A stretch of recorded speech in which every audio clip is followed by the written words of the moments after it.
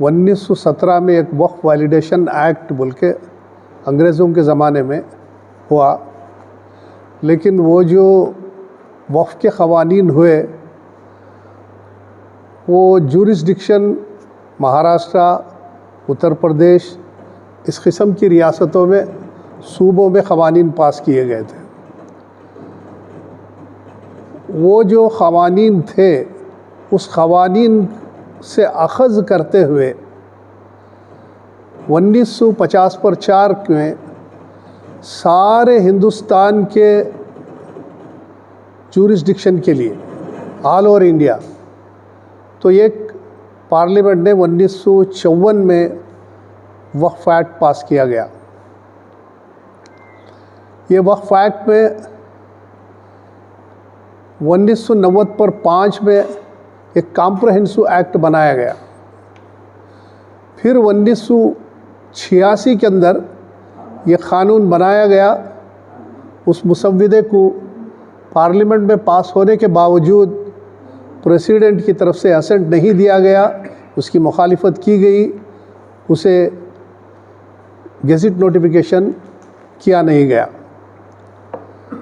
उसके बाद हमारी ही रियासत के जनाब रहमान ख़ान साहब जब यूनियन मिनिस्टर थे, उस वक्त पे उनकी क़ियादत में एक कमीशन क़ायम हुआ। उनके रिकमेंडेशन के साथ 2013 में उसमें तरमीमात किए गए।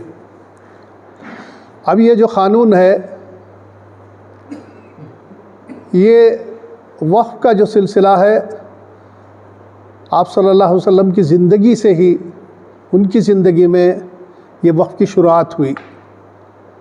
आप सब अच्छी तरह जानते हैं कि हुज़ूर सल्लल्लाहु अलैहि वसल्लम ने भी वक्फ किया। उसके बाद उस्मान रज़ी अल्लाह ताला अन्हु ने कुआं वक्फ किया। एक मिखरीख नाम का यहूदी, वो वाहिद यहूदी था, वो जंग उहद में हुज़ूर सल्लल्लाहु अलैहि वसल्लम के साथ शामिल हुआ। जब जंग चल रही थी उस वक्त तो उसने कहा कि अगर मैं क़त्ल हो जाऊं तो मेरे 6 बागात हैं, ये बागात मैं आपको वक्फ कर देता हूं। तो आप सल्लल्लाहु अलैहि वसल्लम ने उन बागात को उम्मत मुस्लिमा के लिए वक्फ किया। ये जो पहला वक्फ है, जो एक नॉन मुस्लिम, एक गैर मुस्लिम इंसान ने वो वक्फ नहीं किया था। वक्फ उसको कहा जाता है जो अल्लाह तबारक व तआला की क़ुर्बत हासिल करने के लिए, किसी एक ख़ास मंशा के लिए, जो रिलीजियस हो और चैरिटेबल हो, उस मंशा को देने वाले वक्फ को, वक्फ किए जाने को उसे वक्फ कहा जाता है। उसने आप सल्लल्लाहु अलैहि वसल्लम की मोहब्बत में उनको दिया था, लेकिन फिर भी वो वक्फ हो गया। दुनिया में वो पहला वक्फ हुआ। उसके बाद जो शरीयत के मुताबिक जो क़वानीन हैं, इसमें सिर्फ़ नॉन मुस्लिम के वक्फ का ज़िक्र कम है। सिर्फ़ मुसलमान ही वक्फ किया करते थे। दुनिया के कोने कोने में कई किस्म के औक़ाफ़ हैं। एक लेबनान में एक ऐसा वक्फ है, एक मालिक ने ये खादिम को चाय की प्यालियाँ रास्ते में ले जाते हुए देखा, वो रास्ते में गिर गया। वो गिरने के बाद उसके मालिक ने उसको अज़ियत पहुँचाई। वो देखकर उसने एक ऐसा वक्फ किया, जब भी कोई प्याली फूट जाएगी, ये मेरे वक्फ से उसका इज़ाला किया जाए, वो दिया जाए। और कई मुसलमानों ने रास्ते वक्फ किए हैं, तालाबे बनाए हैं। सिर्फ मस्जिद ही नहीं, सोशियो और डेवलपमेंटल एक्टिविटीज़ के भी वक्फ किया गया है। ऐसे क़वानीन में मैं ये जो तरमीम हुई है इस वक्त, इसमें बहुत मुसलमानों के ख़दशात हैं। मैं उसको शख़ बाई शख़, क्लास बाई क्लास आपको समझाने की कोशिश करूँगा इंशाअल्लाह ताला। इसमें जो सबसे पहले सेक्शन 2 में जो टाइटल ऑफ द एक्ट है, उसे वक्फ एक्ट के बदल में unified Waqf management empowerment efficiency and development act 2024 बोल के नाम दिया गया है। ये पूरी मेरी तकरीर सुनने के बाद आपको पता लगेगा क्या ये यूनिफाइड वक्फ है या नहीं, या डेवलपमेंट के लिए किया गया है, क्या इसमें एफिशिएंसी है, क्या इसमें कोई एम्पावरमेंट का अंसर है, क्या डेवलपमेंट का, मैनेजमेंट का अंसर है, या आप ही खुद फैसला कर सकते हैं। दूसरी जो चीज़ है, इसके तारीफ़ में, डेफिनेशंस में आगा खानी वक्फ़ और बोहरा वक्फ़ को ऐड किया गया है। जहाँ तक वक्फ़ एक्ट का ताल्लुक़ है 1954 से लेकर अब तक के जो क़वानीन हैं, इसमें शिया और सुन्नी का ज़िक्र किया गया है। उसके जो शिया के 11 से ज़्यादा उनके सेक्ट्स हैं, उसमें आगा खानी और बोहरा भी है, लेकिन उनको इस किस्म की हम लोग जब रियासत हुकूमत हिंद की तरफ से जब रूल्स बनाते वक्त ये हिदायत दी गई कि आपके जो मज़ाहिब हैं, मसलक हैं, इन मसलकों के बारे में भी सोच कर इसमें रूल्स बनाइए, तो हमने इसे जो रूल्स बनाने की कमेटी थी इसमें गौर करने के बाद ये फ़ैसला किया कि अगर हम शाफ़ी ये जितने भी मसलक हैं अगर इनके बारे में कहा जाए तो इंतशार और बढ़ जाएगा, इसलिए हमने सिर्फ़ शिया और सुन्नी तक का ही इक्तफ़ा करने की आज तक कोशिश की है। अब ये हुकूमत हिंद ने आगा खानी वक्फ़ और बोहरा वक्फ़ का नाम दिया है। जितने भी बोहरा वक्फ़ हैं, हमारे यहाँ रियासत कर्नाटक में आगा खानी और बोहरा वक्फ़ नहीं थे। वो 2002 के फसादात के गुजरात के बाद में जब उनका माइग्रेशन हुआ बोहरास का, हमारे यहाँ आकर बनीरगट्टा में वो 2 मस्जिदें भी बनाए हैं, वो वक्फ़ में रजिस्टर नहीं है। अगर वो रजिस्टर हो गए तो एक फंक्शनल वक्फ़ हो जाएगा, उसमें भी हम लोग है ना उनको शामिल करने की, उसे कोई बैन नहीं है, नहीं करना बोल के, वो भी हैं। आखिर सिर्फ शिया है, उसके साथ बोहरा व आगा खानी इसमें एक डिवीज़िव एस्पेक्ट है ना इसमें लाकर है। दूसरा एक नई चीज़ है कि पोर्टल एक वक्फ़ असेट्स मैनेजमेंट सिस्टम हुकूमत हिंद में बनाया जाएगा। वो उसके अंदर जो सारे डिटेल्स हैं औक़ाफ़ के हिंदुस्तान के अंदर, उसके सारे डिटेल्स उसमें अपलोड किए जाएंगे। वो एक ट्रांसपेरेंट शफाफ तरीक़े से होगा, हर कोई भी उसे देख सकता है, उसको सारी कौमें भी वॉच कर सकती। हमारा एक ऑलरेडी एक पोर्टल है जिसका नाम वामसी पोर्टल है। वो वामसी पोर्टल में भी सारे हमारे गेजेट नोटिफिकेशन, हमारी रजिस्ट्रेशन, जितने भी लीज़ हम देखे हैं, वो सारे लीज़ एग्रीमेंट, ये सारी चीज़ें उस वामसी पोर्टल में हैं। ये इस चीज़ का मैं आपको एक इजहार करना चाहता हूँ कि जिस किस्म की जो 60 लाख प्रॉपर्टीज़ के बारे में जस्टिस सचार कमेटी में लिखा है, ये कहा जाता है, ये गलत बात है। इतनी प्रॉपर्टी हिंदुस्तान में नहीं है। जितनी भी है सिर्फ 6 लाख प्रॉपर्टीज़ हमारे हिंदुस्तान में है, हिंदुस्तान में, और ये हमारी रियासत के अंदर जो है सिर्फ 36,000 प्रॉपर्टीज़, अब 42,000 तक उसका आंकड़ा जा रहा है। और जो भी आंकड़ा बताया जा रहा है, तीसरे नंबर पर है डिफेंस और रेलवेज़ के बाद में वक्फ का। वो था, एक मर्तबा था जब हिंदुस्तान की आज़ादी से पहले जब मुस्लिम हुक्मरानों ने जायदाद वक्त की थी, रियासत कर्नाटक में भी बहमनी हुकूमत थी, बीजापुर में आदिशाही हुकूमत थी और टिप्पू सुल्तान की हुकूमत थी। इन्होंने जिन औक़ाफ़ को दिया गया, जैसे आप जानते हैं कि बेल्लरली की 602 एकड़ 29 गुंटे ज़मीन और भूप सदरा की 196 एकड़ ज़मीन टिप्पू सुल्तान शहीद ने वक्फ़ किया था। लेकिन आप ये जानना ज़रूरी है कि हिंदुस्तान रिपब्लिक होने के बाद 1950 पर 5 में एक सारे हिंदुस्तान की रियासतों में इनाम अबालिशन एक्ट को लाया गया।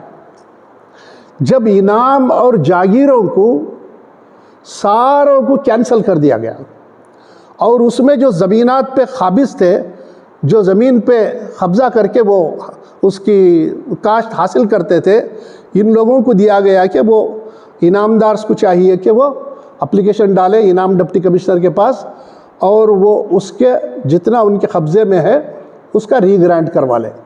जब ये सारी ज़मीनें उस वक्त पे 1955 में सारी ज़मीनें गवर्नमेंट की हो गई, जितनी भी जागीरें थी सारी, इंक्लूडिंग वक्फ प्रॉपर्टी, यस ऑल जागीर्स, मुसलमानों के जागीर, गैर कौमों के जागीर, सबके जागीरों को है ना इनाम अबालिशन एक्ट 1952 में आया। 1952 के बाद में कर्नाटक रियासत में सर्टन इनाम अबालिशन एक्ट 1977 आया। उसमें भी जितने भी इनाम बाकी थे वो भी सारे के सारे हुकूमत की जेर चले गए। उसके बाद इनामदारों ने उसे रीग्रांट करवा लिया। 1970 पर 4 में कर्नाटका लैंड रिफॉर्म्स एक्ट आया 13/1974 को। Prior to that commencement of the act, जो भी रैयत जो करते थे, जिनके कब्जे में ज़मीन थी, वो ज़मीन भी ऑन दैट डे ऑनवर्ड्स सारे रिकॉर्ड्स के अंदर, रेवेन्यू रिकॉर्ड्स में गवर्नमेंट प्रॉपर्टी बोल के लिख दिया गया। उसके बाद जिन्होंने टेनेंट्स ने उन्होंने एप्लीकेशन ट्रिब्यूनल्स में डाला, उनके नाम पे हो गई। हमारी रियासत में 1,17,000 करोड़ औकाफी ज़मीन एज़ पर गेजेट नोटिफिकेशन 1965 रियासत कर्नाटक में थी। इसमें 79,000 acres of land has already gone to इनामदार्स एंड टेनेंट्स। अब हार्डली हमारे पास 30-35 हज़ार एकड़ ज़मीन है। ये 30-35 हज़ार एकड़ ज़मीन और 42 प्रॉपर्टीज़ है। इतनी प्रॉपर्टी में हमारे ख़बरस्तान हैं, हमारे ईदगाहें हैं, हमारे मस्जिदें हैं। हर दिन अल्लाह के फजल से कोई ना कोई, जब कोई मुसलमान एक कॉलोनी बनाते हैं, 4 घर बन जाते हैं, तो सबसे पहले किसी के घर की गैरेज में जमात से नमाज़ पढ़ना स्टार्ट करती। 30/40 एक जगह लेती। हर दिन, हर हफ्ता किसी न किसी वक्फ की शुरुआत होती रही है। ये जो अमल ज़िंदा है मुसलमानों का, हर जगह मस्जिदें बन रही है, जो इसकी तादाद बढ़ रही है। जो आंकड़े हमारे वामसी पोर्टल में दिखाया गया है, ये गलत दिखाया गया है, क्योंकि वहाँ के पोर्टल में ऐसा है, अगर ये एक इमारत है, उस इमारत में 40 कमरे हैं, दुकानें हैं, 40 दुकानें, तो उसको 40 प्रॉपर्टी दिखाया गया है। इससे लोगों के दिलों में खदशात पैदा हुए, मुसलमानों की जायदाद बढ़ रही है।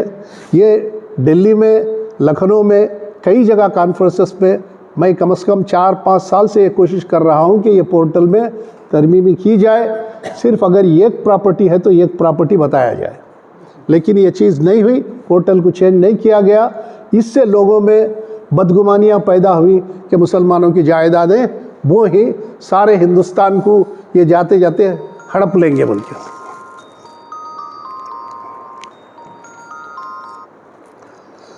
तो इस किस्म का ये वक्फ एसेट मैनेजमेंट सिस्टम, ये हुकूमत सेंट्रल गवर्नमेंट अब एक नया बनाएगी, उनके तरफ से बनेगा। इस पोर्टल में सारी जायदादों को हमें हमारे मुतवल्लियान को अपलोड करना ज़रूरी होगा। दूसरा एक इम्पॉर्टेंट प्रोविज़न इसमें ये लाया गया है, अब तक जो रियासतों के सर्वे कमिश्नर होते थे, वो survey commissioner revenue principal secretary या secretary to government revenue department, ये सर्वे कमिश्नर होता था। Deputy commissioners of the district will be the additional deputy commissioners, assistant commissioners will be the assistant commissioners, tahsildar होते थे। इस किस्म से ये सर्वे किया जाता है। और जहाँ तक सर्वे करने का ताल्लुक़ है, सर्वे वक्फ के कानून के मुवाफिक किया जाता था।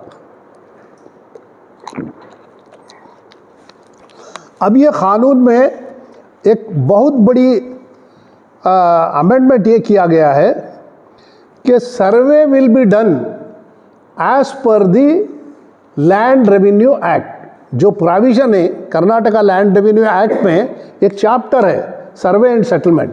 ये सर्वे एंड सेटलमेंट के जो प्रोविजंस हैं, उस प्रोविजंस के मुवाफिक सर्वे किया जाए। तब्दीली क्या है, जब भी कोई जायदाद के लिए सर्वे करना पड़ता है, तो assistant director of land records और जो दूसरे सर्वेयर्स हैं, उनको पर्टिकुलर ज़मीन के लिए सर्वे करने के लिए डायरेक्शन दिया जाएगा। वो है ना टिप्पणी कापी और सर्वे ले जाकर वहाँ के जो बाजूदार से, इन बाजूदार को नोटिस देने के बाद में वो सर्वे करके in the presence of the बाजूदार्स, वो सर्वे करने के बाद में सर्वे का जो सुपरवाइज़र है, सर्वेयर है, उसके साथ वक्फ ऑफिसर है, हमारे मुतवल्ली हैं, ये सारे मिलके सिग्नेचर करने के बाद में तहसीलदार को आएगा, तहसीलदार से असिस्टेंट कमिश्नर को जाएगा, असिस्टेंट कमिश्नर से डिप्टी कमिश्नर को जाएगा, डिप्टी कमिश्नर से स्टेट गवर्नमेंट को आता था। State government used to forward the proposal to the board used to verify the details. सारे डिटेल्स जो सही है या नहीं, वो डिटेल्स वेरीफाई करने के बाद में बोर्ड एक रेजोल्यूशन करता था, वो रेजोल्यूशन की कॉपी के साथ फिर दोबारा रेवेन्यू कमिश्नर को जाती थी। वो रेवेन्यू कमिश्नर उसमें स्टेट की ऑफिशियल गेजेट पे पब्लिश करने का तरीक़ा था। 1965 में जो तरीक़ेकार अपनाया गया, ये सारे के सारे ये प्रोसीजर फॉलो नहीं किया गया था। जहाँ तक बोर्ड वाले थे वही सर्वे करवाते थे, वही गेजेट में पब्लिश करवा देते थे। There was no verification. आज हमारी जो 1962 की गेजेट है, इस गेजेट में 1544 जायदादों में ना मस्जिद का नाम है, ना सर्वे नंबर है, ना एक्सटेंट है, ना उसका बाउंड्री से।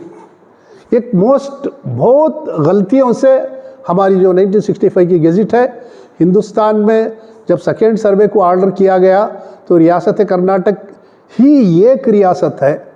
Even no union territory has conducted the second survey in the year 2018-19 we have conducted. इसमें 12,500 जायदादों का सर्वे किया गया। 12,500 जायदादों का सर्वे में the extent of land involve in these properties is only 3,800 acres.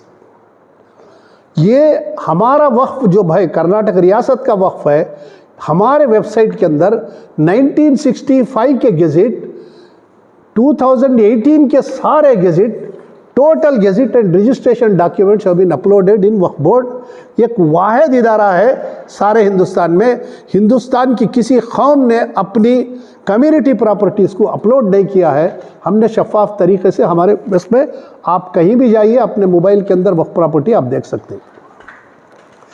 इस किस्म का एक अनदर सर्वे का कमिश्नर का लाया गया है। इसमें कोई उतनी खामी नहीं है। जहां हम रेवेन्यू कमिश्नर के पास जाते थे, सर्वे कमिश्नर डिप्टी कमिश्नर होगा। डिप्टी कमिश्नर हमारे अफसरान को, मुतवल्लियों को आसानी के साथ मिल सकता है। ये अमेंडमेंट से मुसलमानों को किसी किस्म का नुकसान हरगिज़ नहीं है। अब आता हूँ मैं सेक्शन 3 में जो डेफिनेशन है वक्फ का। ये वक्फ के डेफिनेशन में जायदाद वक्फ की कैसे बनती, उस ज़मीन को वक्फ जायदाद कहा जाता है जो हिंदू हो या मुसलमान, यानी person who is dedicating the property movable और immovable for religious and charitable purposes recognized by Muslim law is a waqf. अब इस वक्त के इस अमेंडमेंट में क्या किए, उसमें सिर्फ मुस्लिम को बनाया गया, वहाँ नॉन मुस्लिम की जायदादों को वक्फ में डेफिनेशन में नहीं लाया गया, क्योंकि वो अब नहीं कर सकते। इससे पहले हज़ारों एकड़ ज़मीन गुलबर्गा, हैदराबाद कर्नाटका, बॉम्बे कर्नाटक एरिया इसमें और यहाँ भी गैर कौमों ने किया है, वक्फ किया है। हमारी पैलेस गुट्ठली की जो ज़मीन है, मस्जिद की ज़मीन है, उसके पीछे का जो एक 60, 40, 50, 80 जगह है, वो भी एक गैर कौम की तरफ से रजिस्टर करवाई गई है। ये एक बहुत बड़ी चीज़ है जो इस तरमीम में गैर कौमों के औकाफ को निकाल दिया गया है। और दूसरी बात इसमें और एक ये है कि अगर मुसलमान भी वक्फ करता है तो वो मुसलमान 5 साल तक ही should be a practicing Muslim. ये शायद इंटरप्रिटेशन ऐसा होगा कि जो कोई कन्वर्जन होता है, गैर कौम इस्लाम कबूल करता है, वो कबूल करते ही हमारे मज़हब के लिहाज से जिस वक्त वो कलमा शहादत पढ़ता है उस वक्त से उससे सारे फ़राइज़ उस पर आयद हो जाते हैं। सदक़ा, खैरात, ज़कात, नमाज, रोज़ा सारे के सारे उस पर राइज हो जाते हैं। ये जो क़ानून बनाया गया है 5 साल तक का, उसको वक्फ करने से रोकना ये इस्लामी क़ानून के ख़िलाफ़ है। अगर वो मुसलमान जिस वक्त पे हो गया, जब उससे उस वक्त पे वो काबिल हो गया कि वो अपनी जायदादों को रिलीजियस पर्पस के लिए वक्फ कर सकता है, उससे इसे रोका गया है। और ये 5 साल तक अगर उसकी नीयत भी रही, वो नहीं कर सकता, उसके दरमियान में उसका इंतकाल हो गया, हमारे क़वानीन के मुआफ़िक़ अगर उसके दिल में भी ये ख़्याल आ गया, उसने इरादा किसी के सामने जाहिर कर दिया जो शवाहिद हैं दूसरे, तो भी वक्फ हो जाएगा। There is no need for an waqf deed, it need not be registered. Hidayatullah साहब के जजमेंट से और कई प्रीवी काउंसिल के जजमेंट से even a oral waqf is also a waqf. अब इसमें क्या किए, वक्फ को ओरल नहीं किया जा सकता, it shall be a waqf deed, एक डीड के तरह ही वक्फ किया जा सकता है बोल के इस कानून के अंदर लाया गया है। हालांकि अल्लाह का करम है कि सिर्फ उन्होंने वक्फ डीड कहा है, वक्फ डीड रजिस्टर्ड सब रजिस्ट्रार ऑफिस में करना बोल के इसके अंदर क्लैरिटी नहीं है। अल्हम्दुलिल्लाह वो एक चीज़ अच्छी है। तो ये और एक दूसरा वक्फ वो होता है जिस भी ज़मीन के जायदाद में जो पुराने रेवेन्यू रिकॉर्ड्स में ये लिखा गया है कि ये ख़बरस्तान है, ये दरगाह है, तो अगर पुराने रिकॉर्ड्स में अगर लिखा गया है तो वो ज़मीन वक्फ है। ये क्लास को उन्होंने बरकरार रखा है, छुआ नहीं है। अनदर क्लास वक्फ वो होता है जो वक्फ अलल औलाद हो, एक वक्फ प्राइवेट वक्फ है। मैं ऐसा वक्फ करता हूँ जब तक मैं ज़िंदा हूँ, मेरी नरीना औलाद ज़िंदा है, उस वक्त तक ये वक्फ हमारे कब्ज़े में होगा। जब हमारी नरीना औलाद ख़त्म हो जाएगी, वेयर द सक्सेशन सीजस, वो सीज होते ही it becomes the property of ummah. ये वक्फ अलल औलाद है। इस वक्फ अलल औलाद में इन्होंने दो शक़ें डाली हैं। ये क्या है, ही should be a competent owner of the land. वक्फ अलल औलाद करने वाला कॉम्पिटेंट ओनर होना, कॉम्पिटेंट ओनर होना हमारी शरीयत में भी है। बग़ैर आप मालिक बने हुए आप किसी को खैरात नहीं कर सकते या किसी को वक्फ नहीं कर सकते। तो ये शख्स जो दी गई इसमें भी हमें कोई क़बाहत नहीं है, ये शरीयत के मुआफ़िक़ है उनकी। दूसरी एक शक उन्होंने लगाई है,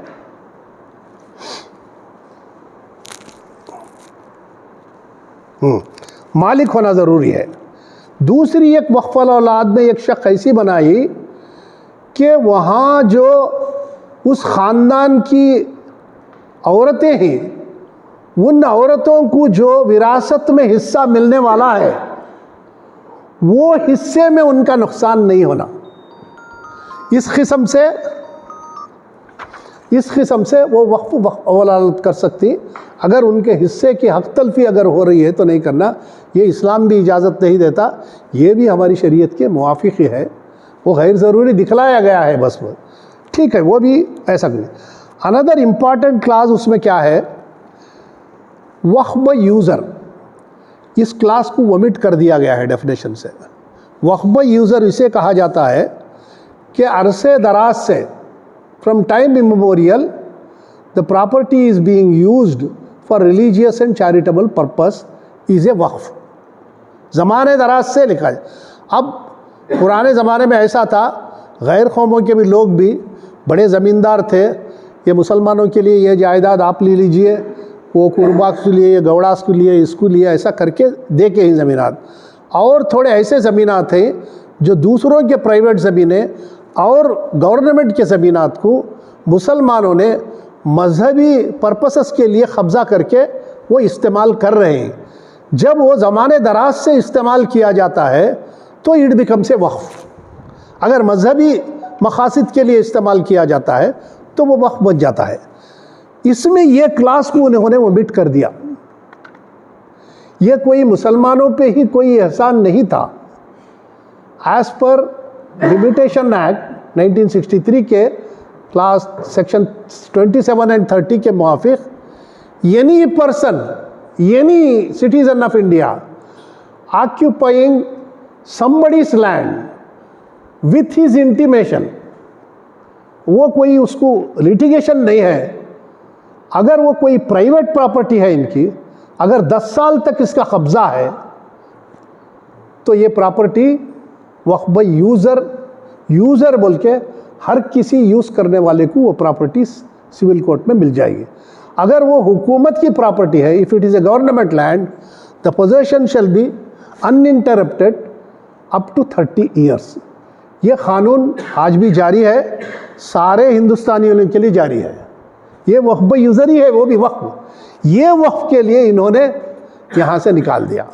गनीमत ये रेट्रोस्पेक्टिव इफेक्ट से प्रोविज़न नहीं किया गया है, with effect from the date of है, लेकिन फिर भी हमारी जायदादें बेंगलुरु शहर के अंदर काचर कनल्ली में और कई जगह कई मदरसे, कई मसाजिद एकड़्स ज़मीन में, गवर्नमेंट की ज़मीन में हैं, नमाज़ें हो रही 25-30 साल से, मदरसे भी चल रहे, लेकिन वो ज़मीनों पे ना बीबीएमपी का खाता है, ना हमारे रेवेन्यू का खाता है। इन जायदादों पर ये प्रोविज़न लागू होगा, इसे बुलडोज किया जा सकता है। ये बहुत बड़ा प्रोविज़न है। It is inconsistent with the other provisions of law. ये जो बनाया गया है, इसके लिए हमें फिर दोबारा इसे वापस लाने की कोशिश की जा सकती है। अनदर इम्पॉर्टेंट प्रोविज़न इसमें उन्होंने छुआ नहीं, ये डेफिनेशन ऑफ सेक्शन 3 के अंदर, ग्रांट्स एंड मशरूतुल खिदमात भी वक्फ है। ग्रांट्स, अब जितने भी ग्रांट्स है ना, 1947 के बाद से डिप्टी कमिश्नर से कब्रस्तानों को दिया और मस्जिदों के लिए दिए, बाद में आपने कूड़ा में, मूड़ा में ज़मीनात लिए, उसमें मस्जिदें बनाए। यहाँ मस्जिद हसनैन है, बीडीए की तरफ से बनी हुई मस्जिद है। इस किस्म के जितने ग्रांट्स हैं और सर्विस इनाम लैंड्स हैं, मशरूतुल खिदमात बोले तो एक ऐसा है, अब हमारी जो दरगाह है, ये दरगाह के लिए बेल्लड़ी की ज़मीन दी गई, ये मशरूतुल खिदमात, मुजावरों को मुजावर उसका इस्तेमाल करना, उस खिदमत के इवज़ में वो उसका फ़ायदा उठाना, दिस इज़ कॉल्ड मशरूतुल खिदमात। ये मशरूतुल खिदमात और ग्रांट्स के प्रोविज़न को इन्होंने बरकरार रखा है, इसे छुआ नहीं है। तो इससे ये साबित होता है हिंदुस्तान में जितनी भी जायदादें revenue officers, panchayat raj development officers, urban development officers and state government has granted for the religious purposes to the Muslims has no adverse effect on it. इसके ऊपर कोई नहीं होगा। लेकिन जो ग्रांट नहीं हुआ है, unauthorizedly they are occupying the land, इस पे है ना वो नुकसान हो सकता है। और एक इसमें एक बात कही गई है स्पेशल, ये जो वक्फ और औलाद की जायदाद है, जब उसका सक्सेसर सीजस, जब उसकी नरीदा औलाद ख़त्म हो जाती है, तो जब मुस्लिम उम्मा को आना चाहिए, तो वक्फ बोर्ड क्या करता है, उसकी the income derived from those awqaf वो वेलफेयर एक्टिविटीज़ एंड एजुकेशन पर खर्च करना बोल के हमारे 2013 एक्ट में है। अब इन्होंने क्या किया है, it should be spent on widows, divorce, women and orphans. एक नया प्रोविज़न लाए, उसमें एजुकेशन और वेलफेयर एक्टिविटी करो बोले थे, उसे छोड़ के वुमेन की तरफ है ना कर रही। अल्हम्दुलिल्लाह वो की बुरी बात नहीं है, फिर भी वो आज़ादी होनी चाहिए। वक्फ बोर्ड वाले भी वुमेन को नहीं देना बोल के थे, देते थे, फिर भी वो प्रोविज़न यहाँ लाया गया है। इसमें no person shall create waqf unless he is a lawful owner. अल्हम्दुलिल्लाह ये ठीक है, वुमेन का भी हेयर्स का देना हुआ।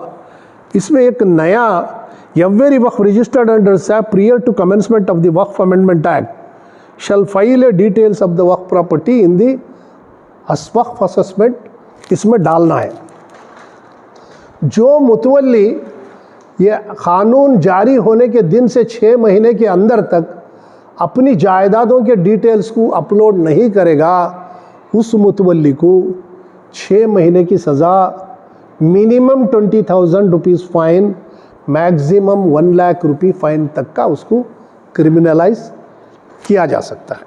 ये प्रोविज़न यहाँ है। हमारे थोड़े हेरिडिटरी मुतवल्लीस और सज्जादा नशीन ने इसकी खुशामदीद कहा है, उनको ये पता नहीं है कि उन पर क्या जुल्म हो रहा है इसके अंदर। उन्होंने खुशामदीद कहा है, थोड़े सज्जादा नशीन सब ऑल इंडिया लेवल में प्रेस कॉन्फ्रेंस करके बोले हैं, लेकिन उनके लिए ये संगीन मसला है। दूसरा प्रोविज़न है, ये नया इनसे, government property identified as declared as waqf before और after commencement of this act यहाँ क्या है, नहीं चलता। Identified and declared as waqf before और after commencement of this act. यहाँ क्या ला है, रेट्रोस्पेक्टिव इफेक्ट ला ये प्रोविजन सेक्शन 3C नया ऐड करें। लेकिन ये प्रोविजन सिर्फ इसलिए है, सिर्फ गवर्नमेंट प्रॉपर्टी को है, दूसरे अदर प्रॉपर्टीज को नहीं है। प्रियर टू कमेंसमेंट इस अगर गवर्नमेंट की है तो जज़ाकल्लाह।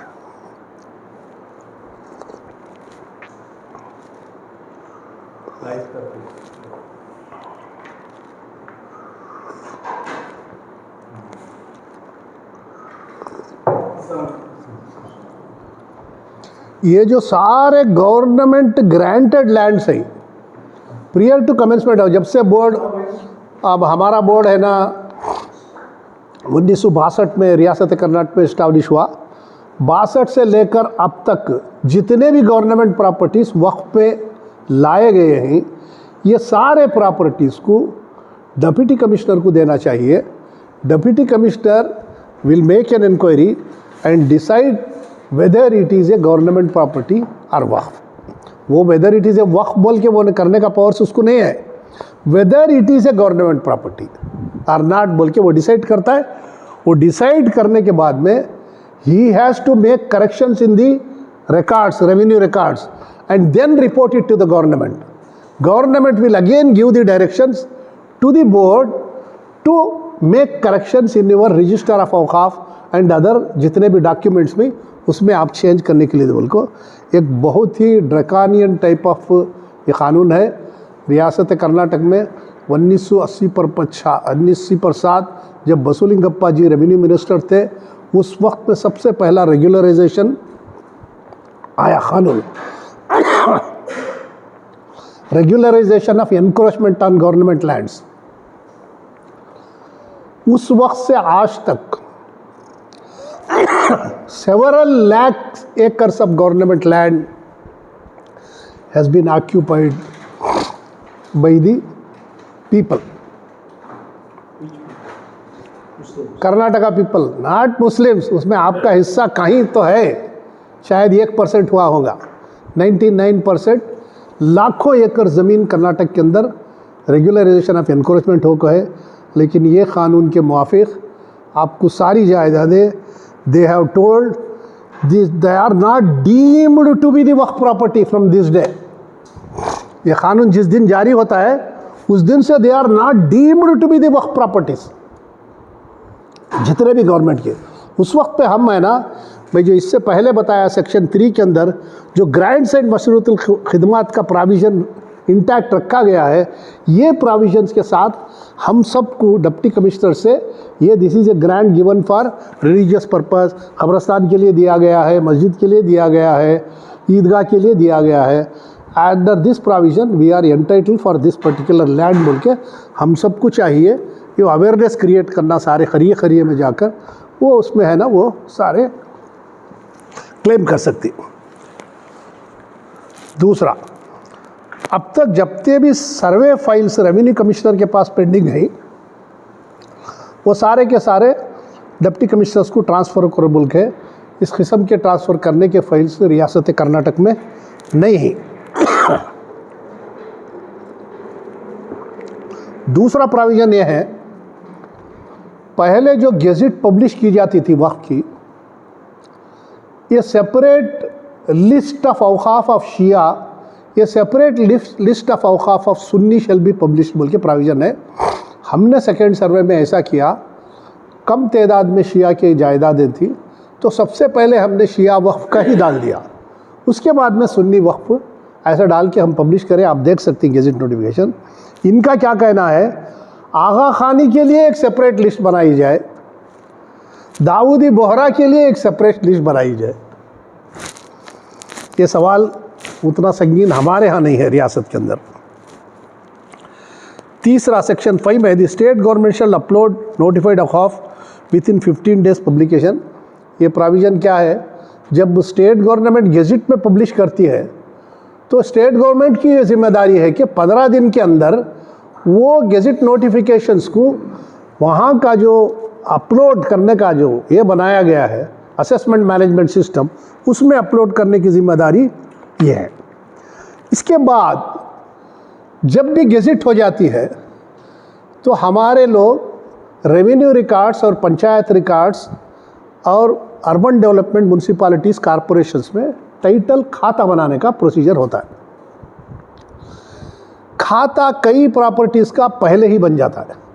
जब आप कोई रजिस्टर करके सब रजिस्ट्रार में प्रॉपर्टीज़ मस्जिद के लिए दे देती तो वो ऑटोमेटिकली आपके नाम से मस्जिद के नाम से खाता हो जाता है।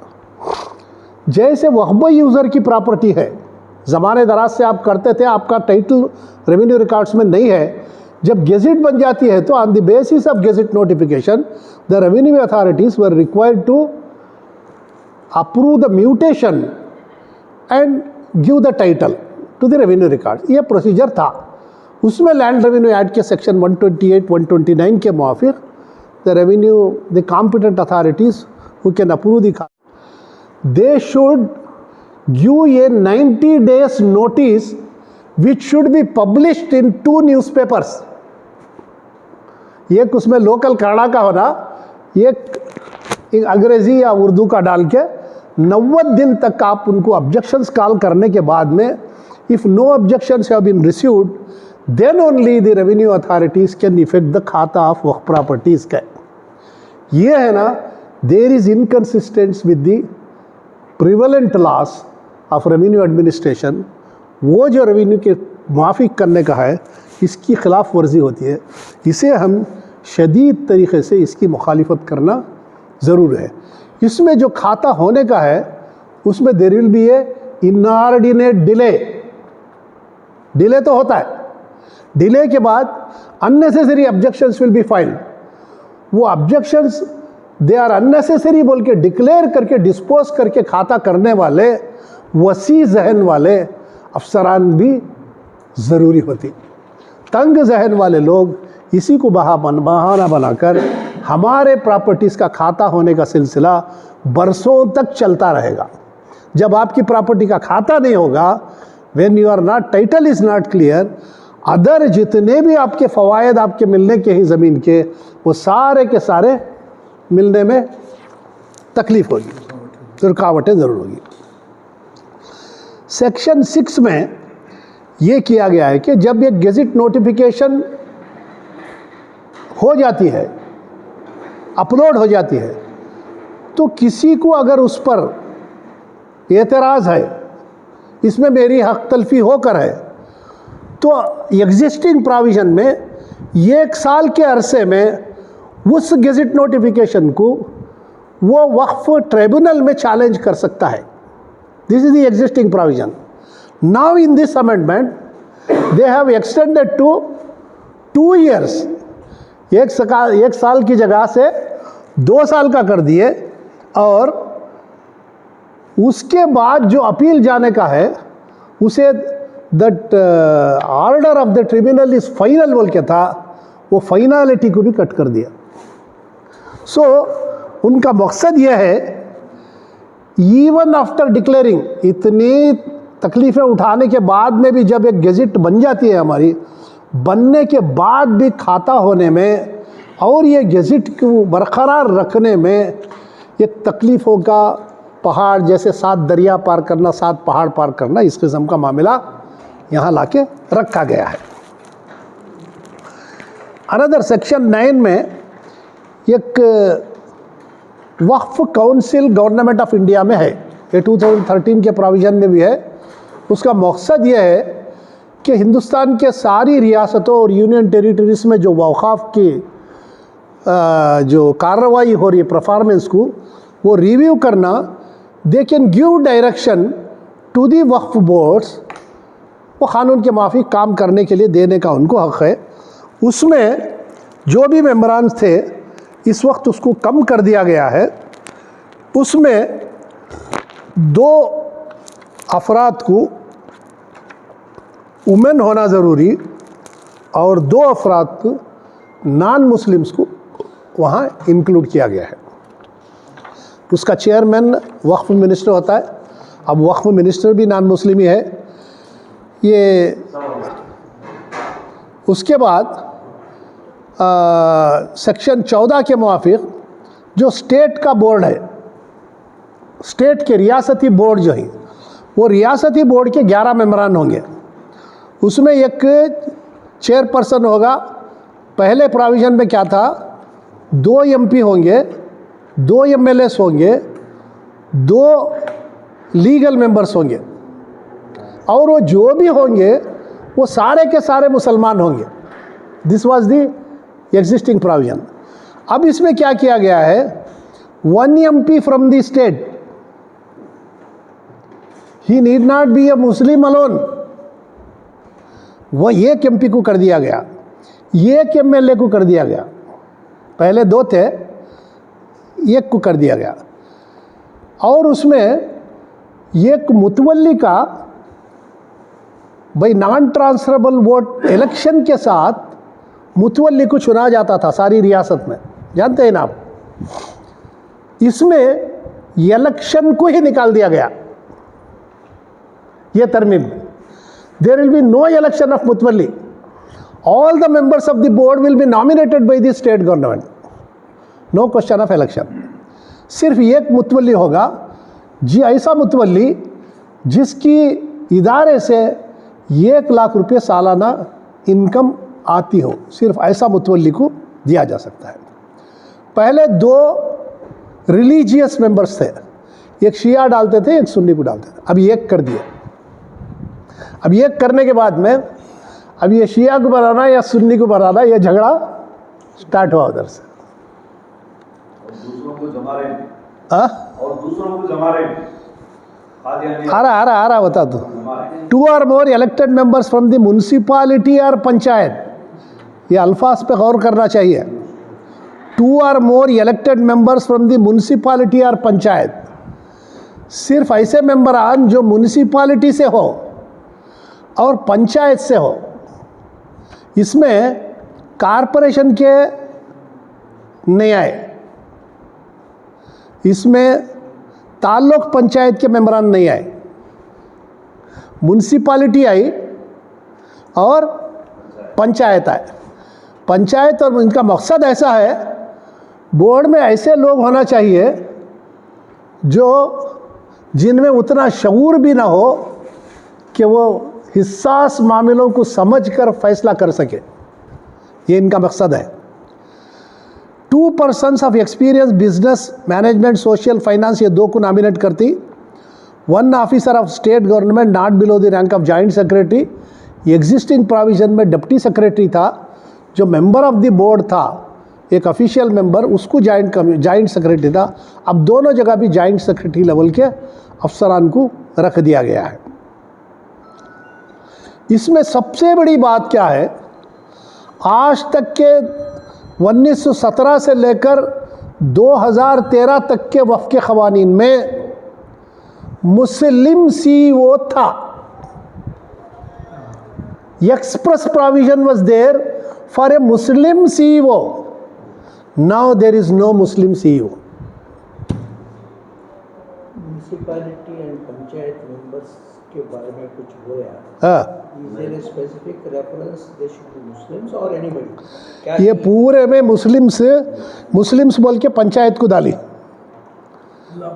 जो एक मुतवल्ली मुस्लिम इस्लामिक थियोलॉजी के मेंबर, पंचायत एंड म्यूनसिपालिटी के मेंबर का मुस्लिम होना ज़रूरी है, एक्सप्रेस्ड प्रोविजन इज देयर। लेकिन स्टेट के CEO of the Waqf board को लफ्ज़ मुस्लिम निकाल दिया गया है। 1 बार काउंसिल होगा, ये 11 के जो सारा सिनेरियो होगा उसमें Muslim, Shia, Sunni and other backward classes among Muslims का तो कैटेगरी 1 का एक होना, वो हमारे 2B 2A का एक है ना, अदर बैकवर्ड क्लासेस, छप्पर बंद, वो उनमें से एक होना, बाद में बोहरान से एक होना, आगा खानी से होना। From all category there shall be 1 member. उसमें दोनों में मिला के 2 औरतें होना। वो दो औरतें जो बता रही, ये मुतवल्ली आलिम पंचायत मेंबर में 2 औरतें होना, आलिम तो औरत नहीं होती, मुतवल्ली औरत नहीं होता, ये जो म्यूनिसिपालिटी के मेंबर और पंचायत के मेंबर हैं, इसमें से 2 औरतों का होना ज़रूरी है। तीसरा क्या है, 2 नॉन मुस्लिम्स का होना ज़रूरी है। ये ज़रूरी एक इनकंसिस्टेंट प्रोविज़न है हमारे आर्टिकल के सेक्शन 29-30 में, सारे प्रोविजंस में इसके अंदर है ना, the Muslim institution they can establish as per their choice, they can manage as per their choice बोल के जो आइन में जो है प्रोविज़न है, उसकी खिलाफ वर्जी इसमें हो रही है। उसके साथ साथ ये हिंदू एक्ट के मुआफिक, चैरिटेबल एंड हिंदू एक्ट में, प्रोफेसिंग हिंदू रिलीजन जो भी मेंबर है उसका होना ज़रूरी क़ानून जारी है। उसके साथ साथ जो डिनोमिनेशन का टेंपल है वो डिनोमिनेशन का हिंदू होना ज़रूरी है। ये जो सारे, एक प्रोविज़न हिंदू एक्ट में ऐसा है कि survey commissioner, Muzrai commissioner, deputy commissioner, assistant commissioner, tahsildar and all other officers involved in the Hindu temple management shall be Hindu. This is the provision. ये प्रोविज़न है ना, ये हमारे जो अब तरमीमात की गई हैं इसमें आ सकता है। जो हजरात कोर्ट में लड़ने के लिए तैयार हैं, इनके लिए ये फुड है, इसके लिए कॉन्स्टिट्यूशनल प्रोविजंस के साथ और ये क़वानीन का हवाला देकर हम है ना ये प्रोविज़न को निकालना ज़रूरी है, अशद ज़रूरी है, वो आर्टिकल के मुआफिक है। हमें लड़कर इस प्रोविज़न से इसे निकालना बेहद ज़रूरी है। अब जहाँ तक अगर खुदा न ख्वास्ता क़ानून पास हो गया, नेक्स्ट सेशन के फर्स्ट वीक में ही इसका रिपोर्ट जेपीसी का दे दिया जाएगा। एक और बात भी मैं वाज़े कर देना चाहता हूँ कि the opinion of the JPC is not binding on the parliament, is not binding on the parliament. Even if JPC gives the opinion to scrap the bills, government may enact the bill, parliament may enact the bill. इसके लिए हमें ये एक ही रास्ता है, वो रास्ता है सुप्रीम कोर्ट। क़ानूनी जद्दोजहद, क़ानूनी लड़ाई लड़ने के लिए हम लोग तैयार होना चाहिए। बहुत कुछ है हम लड़ने के लिए है, इंशाअल्लाह हम ज़रूर कामयाब भी होंगे, ये मेरा पुख्ता यकीन है कि हम इंशाअल्लाह कामयाब होंगे। अगर ये क़ानून खुदा न ख्वास्ता पास हो गया, इस किस्म का बोर्ड आ गया, तो जो एग्जिस्टिंग बोर्ड है जिनका पीरियड ख़त्म नहीं हुआ, एग्जिस्टिंग बोर्ड जो रियासतों में हैं, दे में continue till there term is over, ये प्रोविज़न रखा गया। अगर क़ानून पास हो गया, यहाँ का अभी 2 साल बाकी है, तो ये बोर्ड, द एग्जिस्टिंग बोर्ड में कंटिन्यू। एक और इसमें क्या किया गया है सेक्शन 8 में, इसके पहले के क़ानून में ऐसा था, जब ये बोर्ड नया बोर्ड बनता है या रिकॉन्स्टिट्यूट होता है, उस वक्त को जब उसका चेयरमैन नहीं रहता, तो सारे मेंबरान बैठकर among themselves they can elect one person as a chairman and continue the meeting. जब मरहूम यूसुफ साहब का इंतकाल हो गया, अल्लाह उनको गरीक़ रहमत फरमाए, उस वक्त पे बोर्ड में नया चेयरमैन बनने के लिए 1 साल से ज़्यादा का अरसा लगा। 1 साल के ज़्यादा से अरसे को हमने लॉ डिपार्टमेंट को फाइल पुटअप करके वहाँ से क्लैरिफिकेशन लिए, एज़ पर दिस प्रोविज़न जो बोर्ड के मेंबरान नहीं, वो मेंबरान बैठकर एक नए चेयरमैन को उस दिन के लिए कार्रवाई के लिए सेलेक्ट करके हमारी वक्त की कार्रवाई को निपटाने के लिए मीटिंगें किए। फिर दोबारा जब जल्ले मिनिस्टर बन गई, बीजेपी की हुकूमत आ गई, तो similar proposal was again mooted to the law department. Law department give the reversed opinion, नहीं कर सकते। तो हम लोग 4 महीनों तक वक्फ बोर्ड की मीटिंग नहीं हो सकी, एक वैक्यूम सा बना रहा। अब वो प्रोविजन भी इस तरमीम में निकाल दिया गया। सेक्शन 16 में एक ऐसा प्रोविज़न है जो सज्जादा नशी और मुतवल्लिया इसकी हिमायत कर रहे हैं, उन्हें ये गौर से सोचना चाहिए कि mutawalli who has been convicted of any offence under sentence of imprisonment for not less than 2 years। Disqualification में पहले के क़वानीन में जितने भी क़वानीन हैं स्टेट गवर्नमेंट के, सेंट्रल के, अब जो MPs हैं, कल की खबर है 151 MPs वुमेन रिलेटेड इसमें केसेस में मुलविस है। 151 MPs, 56 rape charges, grave charges rape के 56 के ही। ये कानून में हमारे क्या डालती, अगर कन्विक्शन का ऑर्डर हो गया 2 साल के लिए तो ही विल बी डिस्क्वालीफाइड, चाहे वो MP हो, MLA हो, या जो भी मेंबर है, या मुतवल्ली हो, या अपनी मस्जिद का मेंबर हो। Any person involve in the waqf activity, if he is convicted for 2 years term, the moment conviction order is there, irrespective of appeal, he will be disqualified, वो नहीं रह सकेगा। ये भी एक ड्रैकोनियन प्रोविजन है। It is against to the provision existing in entire India. Section 17 में meeting of board, usually board की मीटिंग कब करना, कितने दिन में करना, that provision will be dealt with under regulations of different departments. इन्होंने एक्ट में कर दिया कि बोर्ड हर महीने में एक बार मीटिंग करना ज़रूरी है। चलो इसमें क्या खबात नहीं है, हुआ तो अच्छा है। सेक्शन 20 है removal of chairperson by vote of no confidence. ये प्रोविज़न इससे पहले नहीं था, 2013 की अमेंडमेंट में लाया गया। नो कॉन्फिडेंशियल मोशन बोर्ड में किया जा सकता था चेयरमैन को रिमूव करने के लिए।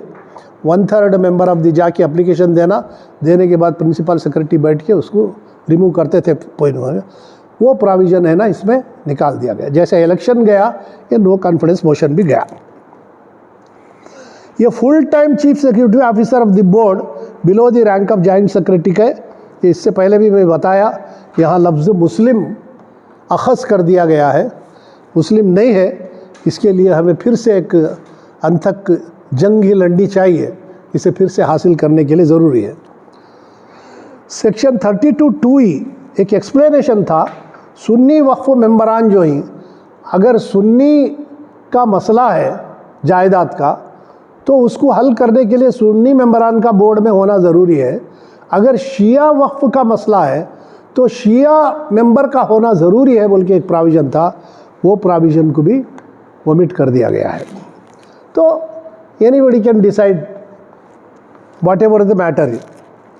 सेक्शन 33 में एक इम्पॉर्टेंट प्रोविज़न है, वक्फ बोर्ड के अंदर जब ऑडिट करने के बाद में मिसअप्रोप्रिएशन और घपले एम्बेजलमेंट का जो रिपोर्ट आता है, उसकी जो रिकवरी है, वो रिकवरी करने का जो ऑर्डर बोर्ड करता है, तो there was no appeal, the order of the board was final.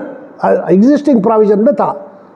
अब उसमें क्या किया है, वो फाइनलिटी को निकाल के the person who has misappropriated the amount, he can continue the litigation till supreme court, इसका प्रोविजन रखता गया। तो यहाँ भी बोर्ड का मिसअप्रोप्रिएशन के पैसे को वसूल करने में हमारे में हायल कर दिया। सेक्शन 36 एक बहुत इम्पॉर्टेंट प्रोविज़न है जिसमें सारे औकाफ का रजिस्ट्रेशन किया जाता है। आपके एग्जिस्टिंग प्रोविज़न में ऐसा है, जब भी कोई जायदाद आप रजिस्टर करना चाहते हैं तो उसका एक प्रिस्क्राइब्ड फार्म और उसकी एक 100 रुपीज़ फ़ीस है। उसके बाद में आप जो वक्फनामा है उसके डॉक्यूमेंट्स अगर खाते के दिए तो वक्फ बोर्ड में रजिस्टर होता था। रजिस्टर करने से पहले we use to take the report from local officer. एक पब्लिक नोटिस जारी करके DWSE ऑफिस, वक्फ ऑफिस में लगा दिया जाता था 15 डेज़ का। If no objections are received, automatically उसका रजिस्ट्रेशन हो जाता था। अब रजिस्ट्रेशन में नया प्रोविज़न ऐसा लाए, if A application is received for registration the CEO of the board has to send that application to the deputy commissioner of the district for inquiry.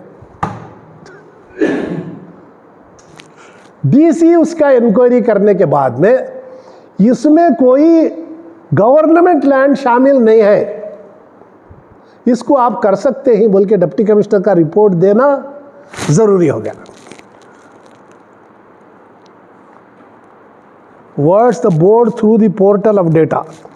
तो ये जो सर्टिफिकेट दिया जाएगा बोर्ड वाले, वो है ना पोर्टल में अपलोड करके थ्रू पोर्टल एप्लीकेशन देना पड़ता है इसका. Registration of board shall forward to the collector हुआ, board shall before give notice to the administrating waqf. जो आदमी वक्फ मुतवल्ली जो रजिस्टर कर रहा है उसे भी नोटिस देके उसके ओपिनियन के साथ करना. Registering the FIR created to period 1995 is omitted. ये हमारी एग्जिस्टिंग कानून में 1995 के कानून से पहले की जो जायदादें हैं जिसे रजिस्टर नहीं किया गया है औकाफ में, वो भी रजिस्टर करने के लिए एक प्रोविज़न था. अब आप कहीं भी रास्ते में जाइए, कहीं भी एक ख़बरस्तान, एक इमारत मुसलमानों की इमारत के जैसे कदीम इमारत नज़र आती है, वो हमारे वक्त में नहीं है. अगर आपको पता चला तो आप वक्फ बोर्ड को इन्फॉर्म करके वो जायदाद भी मुसलमानों की है बोल के we can probe into the documents of revenue document, उसको जायदाद को रजिस्टर करने के मौक़े थे, वो मौक़े से महरूम कर दिया गया. ये we can't register now. Subsection 9 में the board shall issue a certification through the portal and database. No suit or legal proceeding of rejection of registration. ये बहुत बड़ा है. अगर कोई for certain reason your registration is rejected, इसके लिए अगर आप ये क़ानून जारी होने के 6 महीने के अंदर अगर अपील डालें तो ठीक है, नहीं तो उसके रिजेक्शन के ऊपर there is no provision of appeal, वो रजिस्ट्रेशन ही नहीं किया जा सकता. देन प्रिस्क्राइब्ड, ये जो वक्फ का हमारा रजिस्टर है, रजिस्टर ऑफ औकाफ बोल के एक रजिस्टर है डिस्ट्रिक्ट वाइज हमें मेंटेन करके ही, उसके अंदर किताबुल औकाफ वो सारे के सारे एंट्री होती थे. इसके बाद में ये किताबुल औकाफ का प्रोफार्मा भी गवर्नमेंट ऑफ इंडिया प्रिस्क्राइब करेगी, उसके मुआफिक आपको मेंटेन करना पड़ेगा. ये नेक्स्ट प्रोविज़न इज सेक्शन 40. ये सेक्शन 40 एक ऐसा प्रोविज़न है हमारी एग्जिस्टिंग एक्ट के अंदर, बोर्ड को ये वक्फ है या नहीं किसी जायदाद का, ये डिक्लेयर करने का पावर वक्फ बोर्ड को है. ये जो प्रॉपर्टी है ये शिया की है या सुन्नी की है, ये इश्यू सेटल करने का भी प्रोविज़न इसको है, बोर्ड को है. Number 3, the properties, religious properties have been registered under cooperative act, Karnataka cooperative societies act, Indian registration act, Indian trust act. Trust act में भी बना के, ट्रस्ट बना के आप मस्जिद चलाते रहते. कोऑपरेटिव सोसाइटी बना के, सारे कोऑपरेटिव सोसाइटी भटकल में जितने भी मस्जिद हैं सारे कोऑपरेटिव सोसाइटी. हमारी जो जामिया मस्जिद है वो ट्रस्ट एक्ट के मुताबिक, हमारी ये जो दूसरी इनके है ना कमर्शियल स्ट्रीट के पास जुम्मा मस्जिद, ये सारे इंडियन ट्रस्ट एक्ट पर रजिस्टर. ये जो प्रोविज़न था वक्फ बोर्ड की तरफ से, हम लोगों ने उनको नोटिस दिए. नोटिस देकर जब वो नहीं आए तो forcibly we got registered as per board order. दूसरे आप ट्रस्ट चैरिटेबल को से भी चला लीजिए, आपको हक़ है, लेकिन ख़बरस्तान, मस्जिद, दरगाह ये आप इंडिपेंडेंट नहीं चला सकते, इसे बोर्ड में आना ज़रूरी है. फोर्सिबली बोर्ड कैन रजिस्टर कर सकता है. ये जो प्रोविज़न थे ये तीनों प्रोविज़न को हज़फ कर दिया गया. The whole section is deleted. ये बहुत बड़ा नुकसान है. ये बोर्ड के पर काट दिए गए हैं. प्रैक्टिकल इसके अंदर हमें इससे बहुत नुकसान उठाना पड़ता है.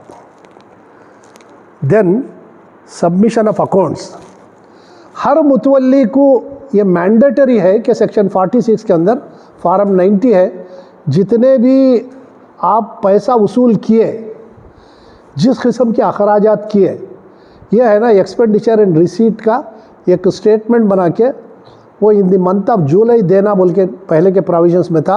अब है ना उन्होंने अक्टूबर को करे, उसे जुलाई निकाल के अक्टूबर करी। द mutawalli who doesn't file this application for 1 year he can be removed. और ये जो फार्म है, मुतवल्ली के पास जो भी पैसा आ रहा है उसको किस तरीके से अकाउंट फॉर करना, ये form will be prescribed by the government of India. Earlier state government used to do that, we used to frame the rules and regulations, we used to place before both the houses of the legislature and approve होता था। अब ये farm government of India वाले ही करेंगे।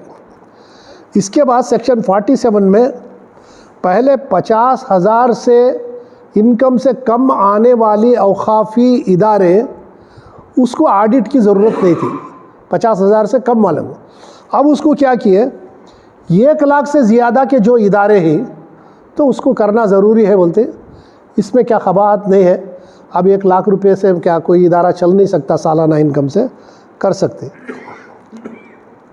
पहले जो auditors बनाते थे वक्फ बोर्ड के, it should be the panel of auditors will be recommended by the board to government, state government उसको अपॉइंट करती थी। अब है ना वो निकाल दिए, direct state government can appoint the auditors. पहले स्टेट गवर्नमेंट की अथॉरिटीज से स्पेशल ऑडिट करवा सकते थे। अब है ना government of India can direct the CAG to audit a particular Waqf. CAG or any other designated by any other officer from the government of India can audit। तो उन्होंने है ना डायरेक्ट हमारे से मुदाखलत करने का जवाज़ है। Recovery of board as prescribed by the central government, audit report के लिए बोर्ड का पास होना ज़रूरी था, इसे अप्रूवल करना। अब ये सेंट्रल गवर्नमेंट है ना रिकवरी करने के इसमें मुदाखलत करती है। डिस्क्वालिफिकेशन ऑफ मुतवल्ली सेक्शन 52A में has been convicted of any offence, sentence of imprisonment not less than 2 years, उसको है ना डिस्क्वालीफाई किया जाता है। और जो पहले का जो डिसीजन ट्रिब्यूनल का था अपील का, recovery of Waqf transfer section 52 में गैर क़ानूनी तरीक़े से औक़ाफ़ को बेचा जाता था, बेचने का जवाज़ था, उसे हमने रियासत कर्नाटक, एक वाहिद रियासत ऐसी है जिसमें हमारी जितनी भी वक्फ प्रॉपर्टीज़ हैं उसके पहाड़ी में वक्फास्ती परभारे निषेध सीधे सेल इज़ प्रोहिबिटेड बोल के लिखा के।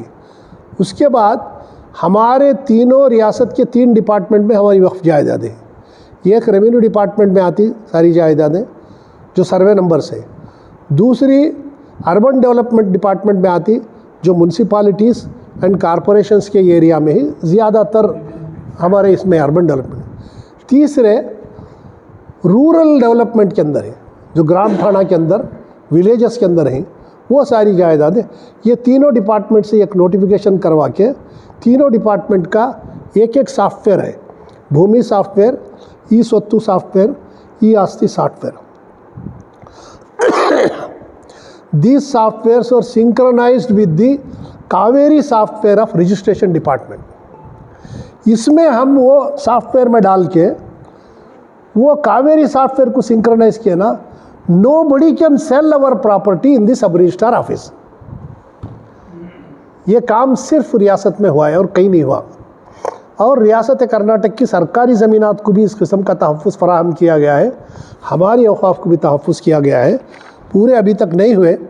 फिर भी इस किस्म के जो 52 में जो बेचे गए हैं, फ्रॉडुलेंट डॉक्यूमेंट्स बनाकर जो औक़ाफ़ की प्रॉपर्टी बेची गई है, इस बेचने के डिसीजन को हमारा ट्रिब्यूनल का ऑर्डर फाइनल का आ गया था। अब इसमें वो प्रोविज़न को निकाल दिया गया। Tribunal order is not final, the litigation can continue further. 52 ये में, ये 2013 में ये प्रोविज़न लाया गया था कि जो भी प्रॉपर्टी को गैर कानूनी तरीके से बेची जाती है, that was declared as a cognizable offence and non bailable offence, ये प्रोविज़न निकाल दिया गया। न बेचने वाले को वो नॉन बेलेबल भी नहीं, कॉग्निजेबल भी नहीं। प्रोस्पेक्टिव और प्रोस्पेक्टिव, ये प्रोस्पेक्टिव, एग्जिस्टिंग है। ये प्रोस्पेक्टिव, ये प्रोस्पेक्टिव।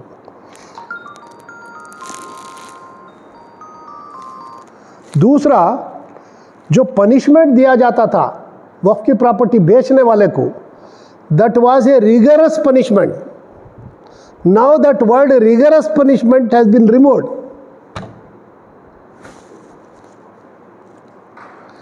तीसरा, section 3, no court shall take cognizance बोल के था। ये जो ऑर्डर करती ट्रिब्यूनल वाले उनको सज़ा देती तो दूसरे कोर्ट उसका कॉग्निजेंस नहीं ले सकते कर था, उसे भी निकाल दिया। अब जो जायदाद में हक तलफी करने वाला है, जो जायदादों को, वक्फ की जायदादों को बेचेगा, उसके लिए खुली छूट है, एक तरीके की खुली छूट है। ये प्रोविज़न को भी हम लोगों को फिर दोबारा वापस लाना, उसके लिए कोशिश करना ज़रूरी है। 61 में पेनाल्टीज़ का एक क्लास था उसमें।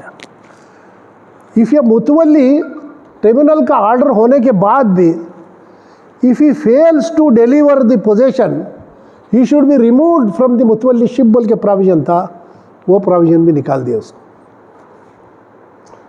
बोले तो जायदाद वो नहीं दिया तो भी उन्हें मुतवल्ली बन के रह सकता है।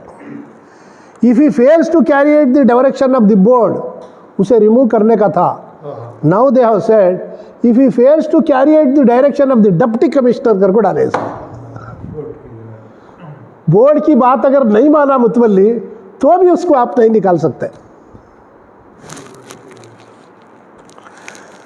मुतवल्ली को उसकी गलतियों के लिए जो 10,000 रुपये फ़ाइन देने का प्रोविज़न था, वो 50,000 रुपये फ़ाइन देने का उसको बढ़ा दिया। न्यू इंसर्शंस क्या किए, if the mutawalli fails to carry out the direction of the collector board हो गया, प्रोवाइड स्टेटमेंट, जो सालाना स्टेटमेंट देती है अखराजात का, वो अगर नहीं दिया तो भी उसको है ना पेनाल्टी कर सकती। अगर वो जो वक्फ असेट्स मैनेजमेंट सिस्टम में अपलोड नहीं किया तो भी उसको रिमूव किया जा सकता है।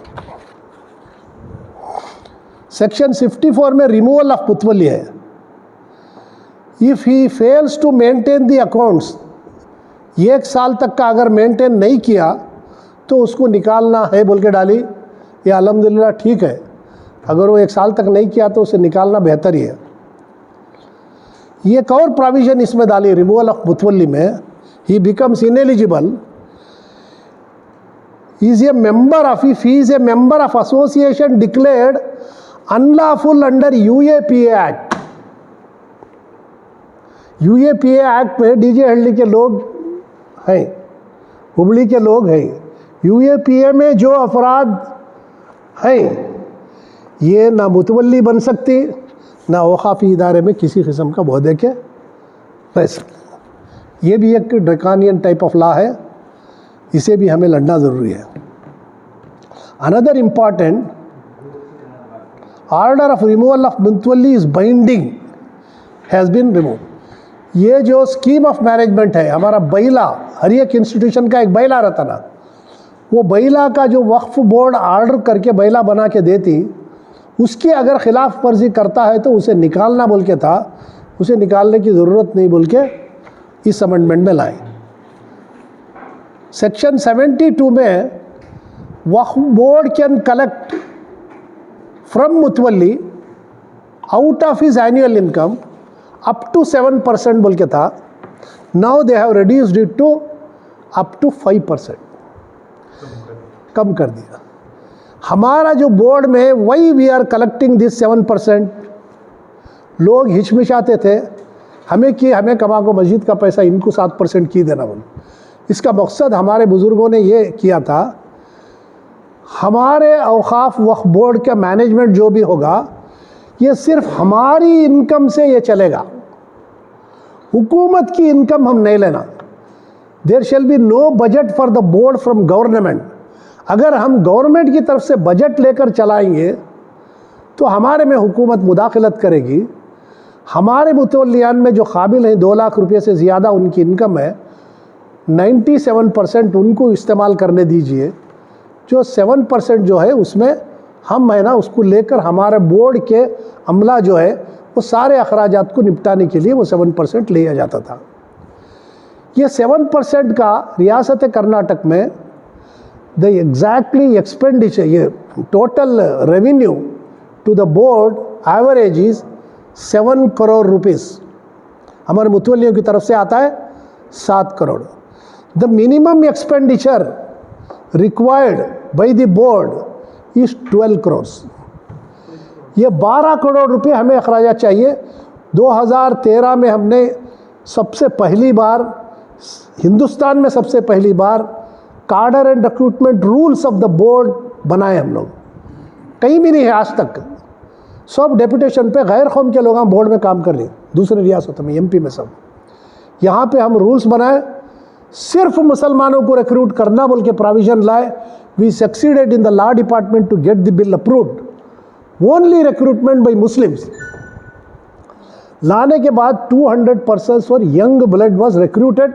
इससे पहले डेपुटेशन पे चलते थे, उसमें है ना उसका सिलेक्शन भी क्या किए, एन अथॉरिटी लाइक केई कर्नाटका एग्जामिनेशन बोर्ड की तरह की एक टाई को डालो बोले। हम मोहसिन साहब हमारे एजुकेशन के कमिश्नर थे उस वक्त, तो उनमें टीचर्स को अपॉइंट करने की एक एजेंसी है, वो एजेंसी को दे के हमने ना 200 आदमियों को लिए। वो 200 आदमियों से रियासत कर्नाटक के वक्फ बोर्ड में सबसे पहले कन्नड़ा आई। उससे पहले सिर्फ उर्दू और अंग्रेज़ी ही थी, कन्नड़ा आई इंट्रोड्यूस करे। अब ये लाने के बाद में ये जो था अखराजात का, अगर इसको कम कर दिया गया, again the board will be depend on government funds. Then section 83 tribunal में एक इम्पॉर्टेंट प्रोविज़न था।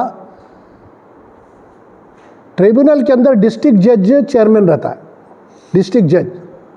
उसके साथ एक मेंबर केएस ऑफिसर को मेंबर बनाया जाता है। दूसरा एक मोहम्मदन लॉ एक्सपर्ट करके था। हमें उसमें क्या करें, ये assistant professor of Mohammedan law in any law university में भी टेकन एज लॉ मेंबर बोल के हमारे रूल्स में बनाए हुए। नाउ दिस अमेंडमेंट, ये जो मोहम्मदन लॉ का मेंबर है उसे निकाल दिया गया।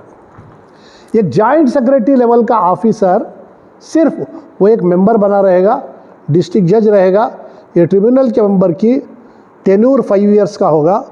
अगर जज और मेंबर्स 65 ईयर्स के हो गए तो उनको रिप्लेस किया जाएगा। ये this is a major amendment, ये लाया गया है। हालांकि जो डिस्ट्रिक्ट जज रहता है वो भी मोहम्मदन लॉ पढ़ के रहते, फिर भी एक हमारा आदमी, एक सीनियर 10 ईयर्स प्रैक्टिस करने वाले एडवोकेट को मोहम्मदन लॉ एक्सपर्ट को रखने का प्रोविज़न था, वो प्रोविज़न इसमें निकाल दिया। 6 months आफ्टर। एक राइट टू फेयर कॉम्पेंसेशन, ये सेक्शन 95 में हमारे एक्ट में क्या था, लैंड एक्विजिशन एक्ट बोल के था। अब there is no land acquisition act, right to fair compensation act बोल के नया डिक्लेयर हुआ है, वो इसकी जगह लाए।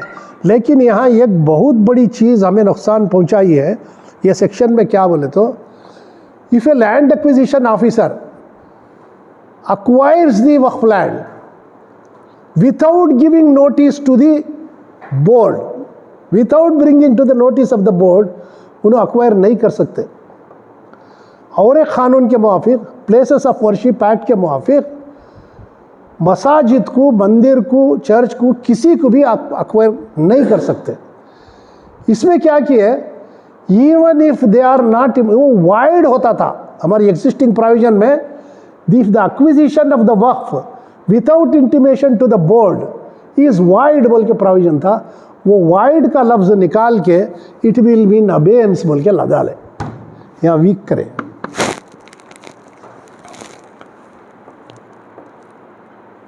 Properties donated by non-Muslim omitted, ये एक बहुत बड़ा प्रोविजन है। सेक्शन 107 में लिमिटेशन एक्ट था। हमारी वक्फ प्रॉपर्टीज़ को हासिल करने के लिए हमें कोई लिमिटेशन एक्ट की क़ैद नहीं थी, ये क़ैद को निकाल दिया गया। That provision has been removed. अब वो 90 डेज़ के अंदर कितने दिन में करना उतने करना, नहीं करे तो वो जगह गई। Legal control. Special provision to evacuee waqf properties. Hindustan की पार्टीशन के बाद में जब हमारे औक़ाफ़ उनके थे, पाकिस्तानियों के, या यहाँ के बंदे पाकिस्तान को माइग्रेट कर गए, उनकी जायदादें वक्फ की हिंदुस्तान में थी, दैट बिकम्स एन इवैक्यू प्रॉपर्टी। ये इवैक्यू प्रॉपर्टी पूरी गवर्नमेंट ऑफ इंडिया वाले मैनेज करते हैं। यहाँ भी कर रहे हैं, बेंगलुरु में भी है कई प्रॉपर्टी।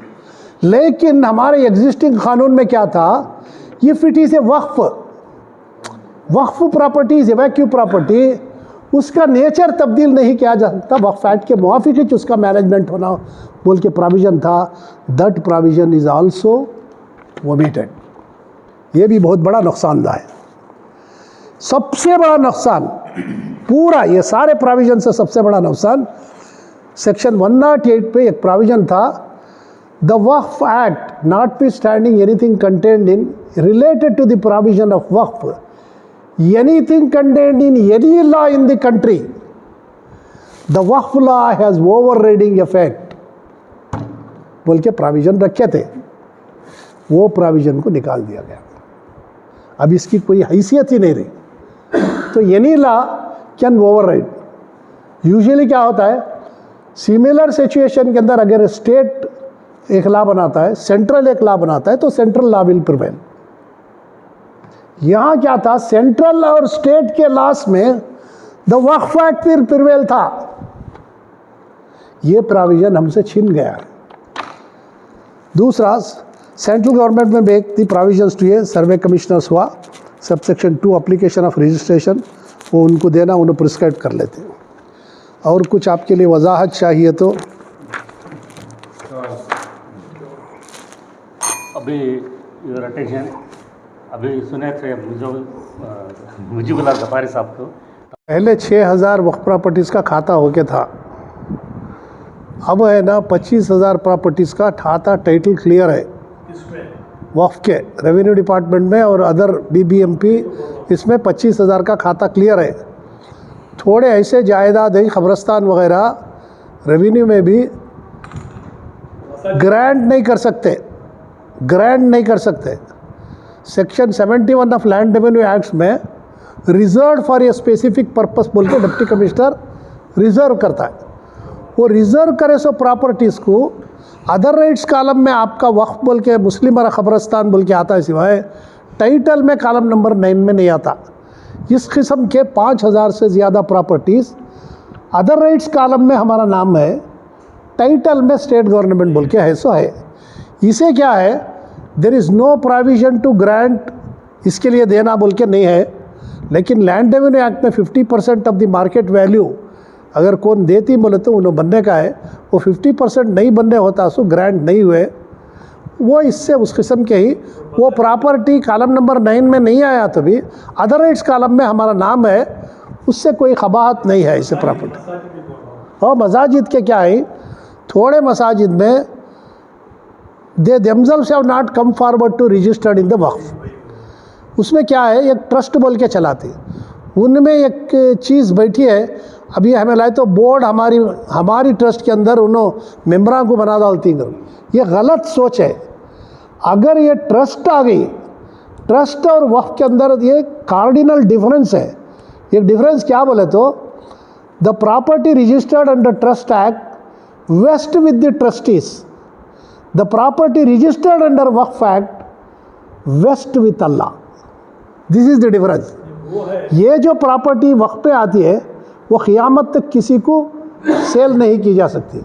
ये वक्फ की property for similar objective they can sell that property and acquire some other property करके उनमें प्रोविज़न है। लेकिन हमारे वक्फ के कानून में जो सेक्शन 40 का मैं आपको जब भी बताया, even if it is a trust they can register in the Waqf board, that becomes the property of Allah. The management can be done by the trust as per their dedication. वो तो है, वो नहीं बोला रेवेन्यू डिपार्टमेंट के अंदर जो corporation है, कॉर्पोरेशन के अंदर क्या आएगा, वो तो मस्जिद है, हमारी ऑलरेडी इसका रजिस्ट्रेशन है, वक्फ का रजिस्ट्रेशन है, अब वहाँ क्या करते हैं, वक्फा को नहीं बोल सकते कि इतना हमारा इतना है। अगर सुबह रोड डाल रहा है या कुछ करना है, क्या करता तो उससे तो BBMP वाले करते सुबह। BBMP में रजिस्टर होना ज़रूरी है ना, BBMP खाता ज़रूरत है। in the Waqf board they are not entitled for khata. उससे रजिस्ट्रेशन होने के बाद में तुम्हें अगर वो प्रॉपर्टी सब रजिस्ट्रार ऑफिस में रजिस्टर करके लाए बोले तो इमीडिएटली खाता होता है। तुम्हें वो छोड़ को गवर्नमेंट की तरफ से लीजो लैंड के अंदर बनाए रहे तो ले को रही तो खाता इमीडिएटली होता है। उसे वक्फ में आने की भी ज़रूरत नहीं है, खाता उसका होता है, खाता होता है। आप सर आप ये रिजवान बता रहे थे कि JPC की अगर रिपोर्ट आई तो पार्लियामेंट कैन रिजेक्ट द अब supreme court if you going to approach the supreme court in the Lok Sabha what power will the supreme court have? Supreme Court, if it is unconstitutional in accordance with the provisions of Constitution, उसमें जो section 29 and 30 के अंदर Muslims can establish institution of their choice. They can administration. Even the reservation is not applicable to our institutions. SC, ST, backward class जो reservation दिया गया है, even that reservation is not applicable. कल परसों में एक हमारे ऑफिसर्स के इसमें सर्कुलेट हो रहा है, तमिलनाडु का मदुरई हाई कोर्ट बेंच की तरफ से एक फैसला आया है। उसके अंदर क्या बोले, the institution is getting aid from government, they are not entitle for, they are entitle for registration करना, उनको रिजर्वेशन आता है करके बोली। लेकिन हमारे ये क़वानीन के मुआफिक ये amendment, most of the amendments will be declared as unconstitutional. Can the court interfere once the bill passes both in Rajya Sabha and Lok Sabha? Yes, Supreme Court has got inherent authority to declare it if it is unconstitutional. So will you be going to the court before the JPC or going to put a No, no, no. Even if passed, there should be a cause of action. पास होने के बाद में ही आप जा सकते, उससे पहले नहीं जा सकते। So the first question that arises is, what made the government to think about bringing these amendments? Yeah. This BJP government. What is it that forced them to bring out these amendments? Some That is the first question. And the final answer is, until and unless this BJP government is there, this thing will continue. When the government changes, the government can change the entire thing. there are some black sheep. They written with the institute क्या करो पूरा stall डाले हैं। Let him answer.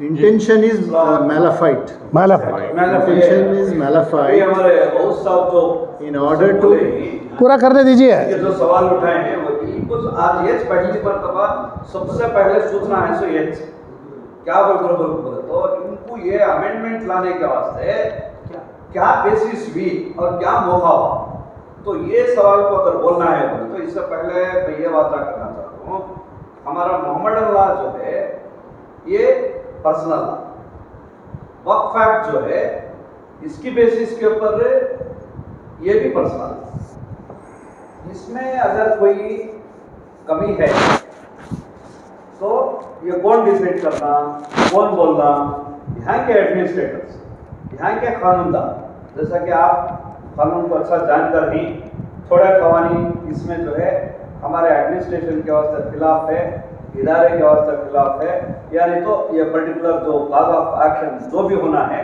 जिसके basis के वास्ते कानून बनाया गया है, जूरिस्प्रूडेंस जो वाकई जूरिस्प्रूडेंस को जो बोलती है वो जूरिस्प्रूडेंस ऑफ द लॉ, इसके वास्ते ये सेक्शन आड़े आता है। इसमें नहीं तो कुछ एक्ट करना है यानी तो इसे निकालना है, ऐसा कुछ बोलता उन्होंने लोग बोलना ये अभी अमेंडमेंट करो बोलता तो कौन चाहेगा, क्या इन्हें सुयोग मोटो ऐसा कर सकती क्या?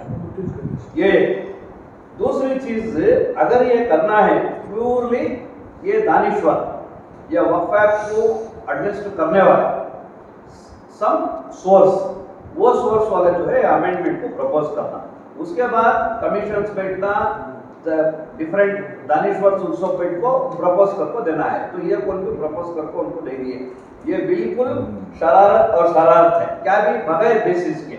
और दूसरा ये इंटरफेरेंस, जब तक ये जरूरत नहीं रहती, अगर किसी के घर में जाकर तुम्हें नाश्ते को रोटी पकाओ नको, तुम्हें हिट पकाओ, या नहीं तो कुछ और करो, बोलकर बोलने का मुझे क्या है। तो ऐसा चीज हमारे पर्सनल लॉ में इनको हरगिज लाकर इनको इम्पोज नहीं कर सकते जब तक के वहां की उनको जरूरत रहे। और दूसरा ये इलीगल और टोटल इंटरफेरेंस है और दिस इज अपोज टू, जैसा कि बोले कि हमारा इंडियन कॉन्स्टिट्यूशन है, कॉन्स्टिट्यूशन की बुनियाद के ऊपर है हमारे मजहबी उसूलात से और मजहबी तरीके जो वक्फ एक्ट में आती, जो हमारे प्रॉपर्टीज की हिफाजत के वास्ते जो एक्ट बनाना है हमारा पूरा आज़ादी है, हम वो एक्ट बना लेकर उसका अप्रूवल्स वगैरह जो जिस तरीके से लेकर ही पार्लियामेंट में फ्रॉम टाइम टू टाइम वो सब कर लेकर जारी वो एक्ट को अहमियत देना है, वो एक्ट आई है। और दूसरा अब ये इरेगुलरिटीज जो है ये अगर हमारे वक्फ बोर्ड के अंदर कुछ इरेगुलरिटीज है तो वो एडमिनिस्ट्रेटिव मसला, अब वो इस वक्त वो डिस्कशन करने का नहीं, यानी कि मतलब क्या बोलती या वक्फ बोर्ड वाले बराबर होते तो ये सब कहीं को भी होता था। वक्फ एक्ट के ऊपर अमल करना, इसमें इरेगुलरिटीज से, इसमें वायलेशन से वो अलग चीज है, उसे पनिशमेंट क्लासेस से, उसे प्रॉपर एडमिनिस्ट्रेशन है, वो इस वक्त हमें डिस्कस नहीं करना। इसका क्या होता है एडवांटेज पर्सनल लॉ में वक्फ आता है कि नहीं, there shall be an authoritative opinion about this. 1935 में 1935 प्रियर टू इंडिपेंडेंस अंग्रेज़ों के ज़माने में शरीयत एक्ट, इंडियन शरीयत एक्ट बोल के पास हो के शरीयत एप्लीकेशन एक्ट, वो एक्ट में वक्फ को शामिल किया गया है other than endowments. Waqf other than endowments is a personal law. ये कानून आज़ादी के बाद में भी कॉन्स्टिट्यूशनल एक्सपर्ट ने बरकरार रखा है, आज भी वो it is in force. Then the Waqf is a personal law. Saving clause in constitution मेरे ख्याल में गवर्नमेंट की intention, it is ill intentioned act. certain fundamentalities से कुछ saving Malafide, it is intended to disempower the community and dispossess them of the vital properties they own in this land. That's why we should take up this matter as a rejection in toto. No, total rejection. As our brother was telling, there are certain things which are okay or with there is no qabahat there. We should not raise that at this point of time. Second thing, we should approach those parties who are the coalition partners with BJP. Like Chirag Paswan, he took up this act of lateral entry. He has got 6 MPs. Telugu Desam has got 17 MPs, I believe, and JDU has got 12 MPs. We should approach these parties to force that this act should be rescinded, and it is not necessary at this. The current personal law Waqf Act is quite satisfactory. If there are amendments yet, we will do it in future. This is my. Thank you. Well said. उनका जो Hindu act है, Hindu act में क्या करना चाहिए? They are not interested. बता दिए उनके एक मिनट में हिंदू एक्ट और वक्फ एक्ट के अंदर मुमासिलत करने का जवाज़ नहीं। नहीं, Hindu properties are being managed by government, it is managed by the people.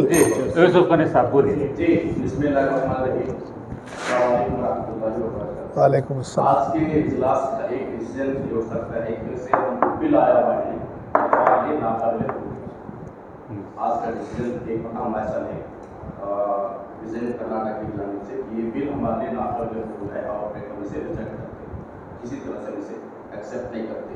तब्दीली में हो सकता है थोड़े बहुत अच्छे हों, लेकिन हम उसे पिछले जो हमारे डिसीजन हुए हैं वो अदा के रखे वही हमारा बेहतर है।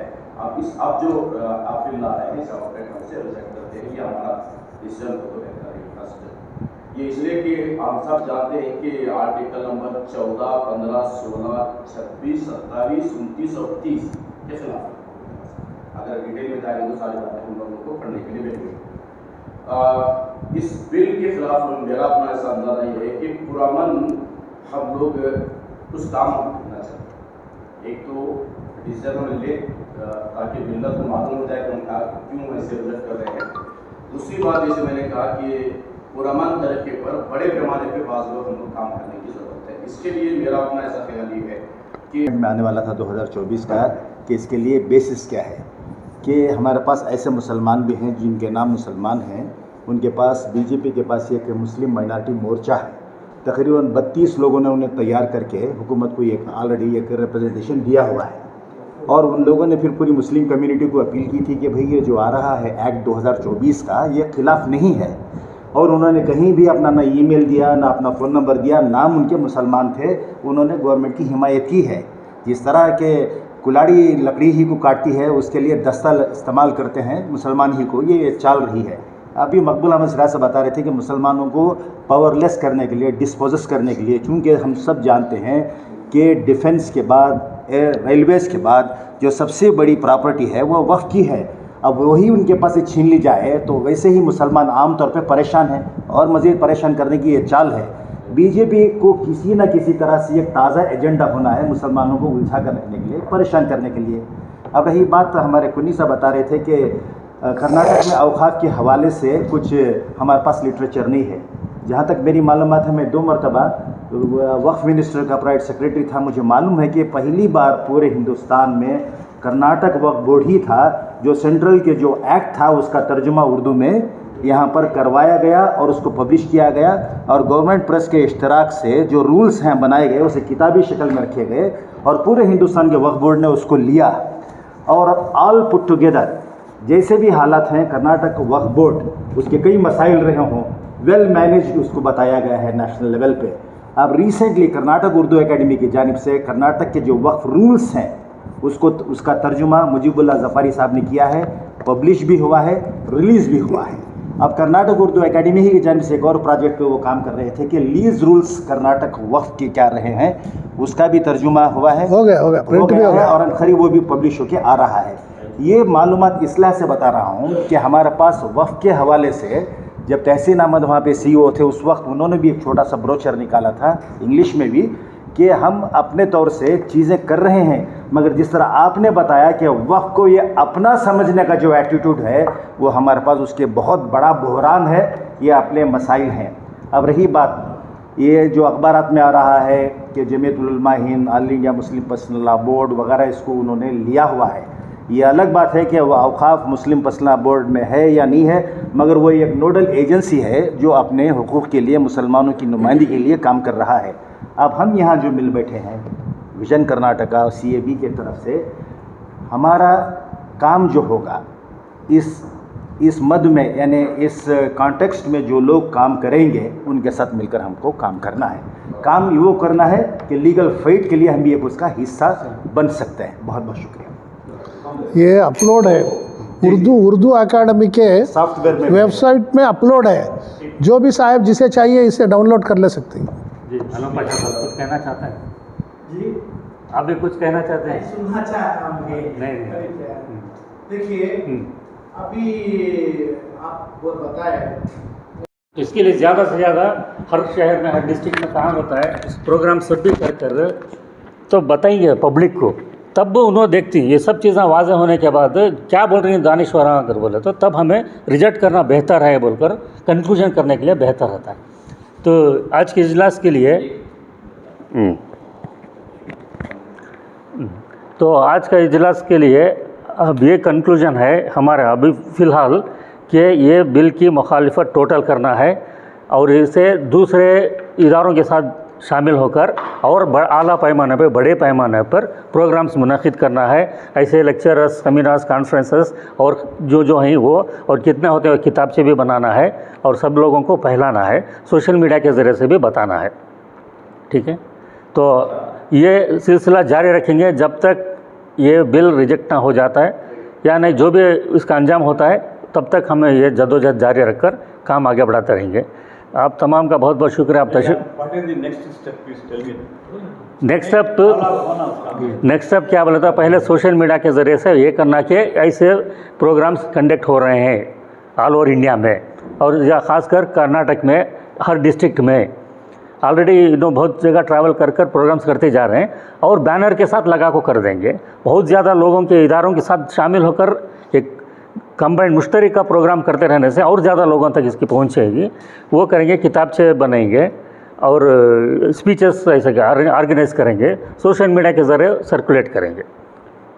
ठीक है सर, तो आप तमाम का बहुत बहुत शुक्रिया तशरीफ़ लाए। मैं भी विजन कर्नाटका के ऑफिस बेरर्स और आप सबका मुझ नाचीज़ को इस काबिल समझा